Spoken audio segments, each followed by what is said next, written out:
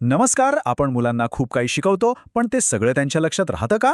आज आपण एका अशा खास आठवड्याबद्दल बोलणार आहोत, जिथे नवीन काहीच शिकवायचं नाहीये. हो, खरंच. फक्त खेळातून जे काही शिकलोय ना, ते कायमचं पक्क करायचंय. चला बघूया हे कसं करायचं ते. बरोबर ना. हा प्रश्न तर आपल्या सगळ्यांनाच पडतो. म्हणजे आपण एवढं शिकवतो, एवढी मेहनत घेतो, पण मुलांना ते कितपत आठवतं, ते त्यांच्या मनात खरंच मुरतं का? तर आज आपण याच प्रश्नाचं एक असं उत्तर शोधणार आहोत, जे खूपच खेळकर आणि मजेशीर आहे. आणि हे उत्तर आहे सराव आणि दृढीकरण आठवडा. कल्पना एकदम सोपी आहे, पण खूपच प्रभावी. म्हणजे बघा, साधारण 4-5 आठवडे आपण मुलांना नवीन गोष्टी शिकवतो. त्यानंतर एक संपूर्ण आठवडा फक्त आणि फक्त उजळणीसाठी. पण पुस्तकी उजळणी नाही, तर खेळातून पक्की होणारी उजळणी. आणि ह्या आठवड्याचं सगळं सार ना, ह्या एका वाक्यात आहे. इथे आपलं काम शिकवणं नाही, तर मुलांसोबत खेळणं आहे. कारण जेव्हा मुलं खेळतात, तेव्हा ते सगळ्यात जास्त आनंदी असतात आणि तेव्हाच ते सगळ्यात प्रभावीपणे शिकतात. खेळातून उजळणी हाच आपला मंत्र आहे. चला तर मग बघूया हा आठवडा प्रत्यक्षात कसा असतो. आपण 5 सोप्या टप्प्यांमध्ये हे समजून घेणार आहोत. खेळापासून सुरुवात करू आणि मुलांचा आत्मविश्वास वाढवण्यापर्यंतची गुरुकिल्ली काय आहे हेही पाहूया. तर पहिला प्रश्न, हा आठवडा हवाच कशाला? याचं उत्तर अगदी सोपं आहे. आपल्याला हे तपासायचं आहे की आपण जे शिकवलं ते मुलांना कितपत समजलंय. ही एक प्रकारची मैत्रीपूर्ण तपासणी आहे बरं का.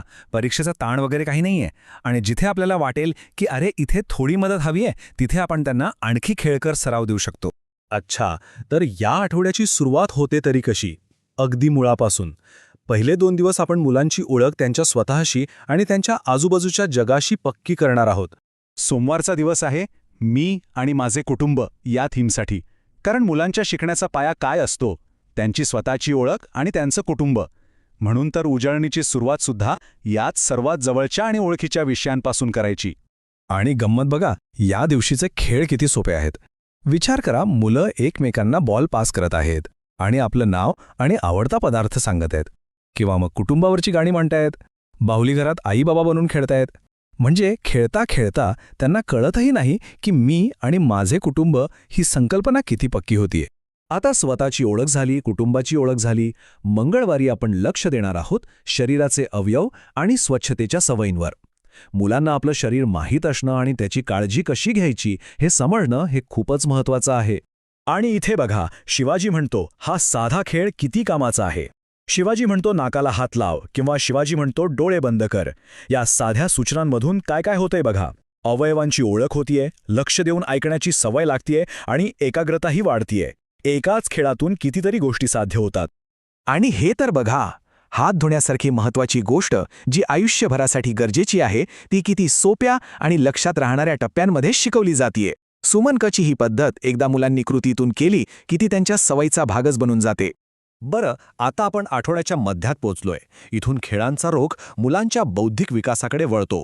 बुधवार आणि गुरुवारी आपण वर्गीकरण आणि तुलना यासारख्या संकल्पनांवर काम करणार आहोत, ज्या त्यांच्या पुढच्या अभ्यासाचा पाया मजबूत करतात.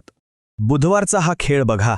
मुलांना सांगायचं की वर्गातल्या सगळ्या खेळण्यांमधून लाल रंगाच्या वस्तू एका डब्यात, पिवळ्या दुसऱ्या आणि हिरव्या तिसऱ्या डब्यात टाका. यातून काय होतं? रंगांची ओळख तर पक्की होतेच, पण वस्तू वेगळ्या कशा करायच्या, त्यांचं वर्गीकरण कसं करायचं हे महत्त्वाचं कौशल्यही मुलं शिकतात. आता गुरुवार हा दिवस लहान मोठे आणि आत बाहेर यांसारख्या मूलभूत संकल्पनांसाठी आहे. या संकल्पना आपल्याला अगदी सोप्या वाटतात, पण मुलांच्या मेंदूसाठी, त्यांच्या गणिती आणि तार्किक विचारांसाठी हा एक भक्कम पाया असतो. आत आणि बाहेर यांसारखी संकल्पना शिकवण्यासाठी तळ्यात मळ्यातपेक्षा चांगला खेळ असूच शकत नाही. जमिनीवर एक गोल काढायचा आणि म्हणायचं आत, की सगळ्यांनी आत उडी मारायची. बाहेर म्हटलं की बाहेर. मुलांना मजा तर येतेच, पण संकल्पना डोक्यात अगदी फिट बसते. आणि आता आपण आलोय आठवड्याच्या शेवटी. हा वेळ आहे सेलिब्रेशनचा. शुक्रवार आणि शनिवार हे दिवस मुलांच्या कल्पनाशक्तीला आणि आत्मविश्वासाला वाव देण्यासाठी आहेत. आत्तापर्यंत जे काही शिकलो ते सगळं एकत्र आणण्याची हीच खरी वेळ आहे. शुक्रवारचा दिवस तर प्राण्यांच्या गमतीशीर दुनियेसाठी आहे. कुत्रा कसा भुंकतो, मांजर कशी आवाज करते, वेगवेगळे प्राणी ओळखायचे, त्यांचे आवाज काढायचे, गाणी म्हणायचे, मुखवटे घालून अभिनय करायचा. यातून त्यांची निरीक्षण शक्ती आणि कल्पकता दोन्ही वाढते. आणि मग येतो तो दिवस, शनिवार. या दिवसाचा हिरो आहे मला हे येते हा उपक्रम. इथे प्रत्येक मुलाला स्टेज मिळतं. त्यांना पुढे येऊन आठवडाभरात शिकलेली कोणतीही एक गोष्ट करून दाखवायची असते. मग ते गाणं म्हणणं असो, उड्या मारून मोजणी करणं असो किंवा प्राण्यांचा आवाज काढणं असो. मी हे करू शकतो ही भावना अनुभवण्याचा हा दिवस असतो. हे सगळे खेळ खूप छान आहेत, उपक्रमही मस्त आहेत, पण ह्या आठवड्याला यशस्वी करण्याची खरी चावी कोणाकडे आहे? ती आहे आपल्याकडे, शिक्षक किंवा पालकांकडे. आपली भूमिका नेमकी काय असली पाहिजे? चला बघूया. आपली पहिली आणि सगळ्यात महत्त्वाची भूमिका आहे निरीक्षकाची. या आठवड्यात शिकवण्यावर कमी आणि मुलांचं निरीक्षण करण्यावर जास्त भर द्या. कोणाला अजून रंग ओळखता येत नाहीयेत, कोण मोजताना चुकतंय, या सगळ्या गोष्टींची नोंद ठेवा. याच नोंदी आपल्याला पुढे त्या मुलाला मदत करण्यासाठी कामी येणार आहेत. दुसरी भूमिका आहे मदतनीसाची. निरीक्षणातून जे काही आपल्या लक्षात आलंय त्यावर काम करा. ज्या मुलाला अडचण येतेय त्याला सोप्या भाषेत परत समजावून सांगा, किंवा ज्याला संकल्पना समजली आहे त्या मुलासोबत त्याची जोडी लावा. आणि हो, साहित्य फक्त शोकेसमध्ये ठेवू नका, मुलांना ते हाताळू द्या, खेळू द्या. आणि तिसरी तितकीच महत्त्वाची भूमिका आहे प्रोत्साहकाची. जी मुलं थोडी शांत असतात, लाजाळू असतात, त्यांना मुद्दामहून बोलण्याची, सहभागी होण्याची संधी द्या. त्यांनी केलेल्या प्रत्येक प्रयत्नासाठी त्यांचं कौतुक करा. प्रत्येक छोट्या यशाचा उत्सव साजरा करा. याने मुलांचा हुरूप वाढतो.